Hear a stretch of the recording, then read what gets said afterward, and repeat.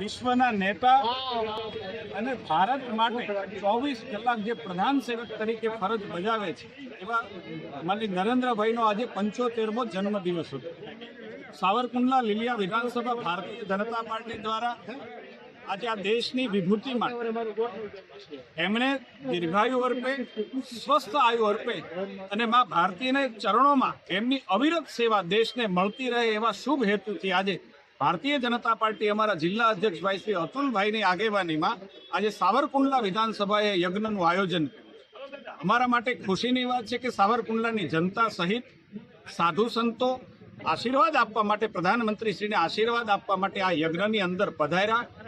સૌએ દેશના પ્રધાનમંત્રીને સ્વસ્થ અને દીર્ઘાયુ મળે એના માટે આહુતિ પણ આપી અને અમારા માટે સૌથી મહત્વનો વિષય એ પણ છે કે માનનીય સાંસદશ્રી પણ આ અવસરને દીપાવવા માટે દેશના પ્રધાનમંત્રીને શુભેચ્છાઓ આપવા માટે અને એમને પણ પોતે આહુતિ આપવા માટે માનનીય સાંસદશ્રી પણ પધાર્યા।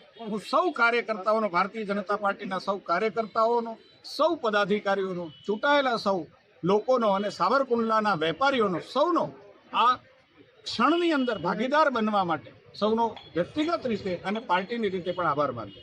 સાવરકુંડલાના વેપારીઓનો સૌનો આ ક્ષણની અંદર ભાગીદાર બનવા માટે સૌનો આજના શુભ દિવસે આપણા વડાપ્રધાન શ્રી નરેન્દ્ર મોદી નો જન્મદિવસ જ્યારે હોય ત્યારે આખા દેશના નાગરિક એમની દીર્ઘ આયુષ્ય માટેના કાર્યક્રમોનું આયોજન કરે છે। એમ અહીંયા સાવરકુંડલા ગામની અંદર દીર્ઘ આયુષ્ય માટે યજ્ઞનું આયોજન કરે છે અને ચાલુ છે, જેમાં મારી હાજરીથી મને પણ આમંત્રિત કરવામાં આવ્યો। મેં કીધું ચલો, આપણે દેશ છે અને આપણે કરવું જ જોઈએ। હું તો એવું માનું છું કે આખા સમાજે, આખા દેશે આ દિવસે ભગવાનને પ્રાર્થના કરવી જોઈએ। જો કે એ યોગી પુરુષ છે, એ સાધારણ વ્યક્તિ નથી।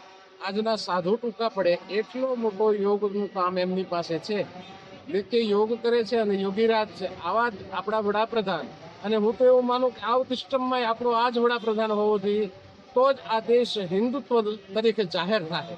અને એમણે જે વિશ્વની અંદર સ્થાપના કરી છે એ બદલ એમને ખૂબ ખૂબ આભાર, ખૂબ ખૂબ ધન્યવાદ। ઈશ્વરને હું પ્રાર્થના કરું કે એને લાંબી આયુષ્ય આપે અને ખૂબ કારકિર્દીની અંદર આ દેશને આગળ વધારવા માટે એ ખૂબ જ પ્રગતિશીલ બને અને સક્સેસફુલ જાય એવી મારી શુભ પ્રાર્થના ઈશ્વરને અસ્તુ। ધન્યવાદ।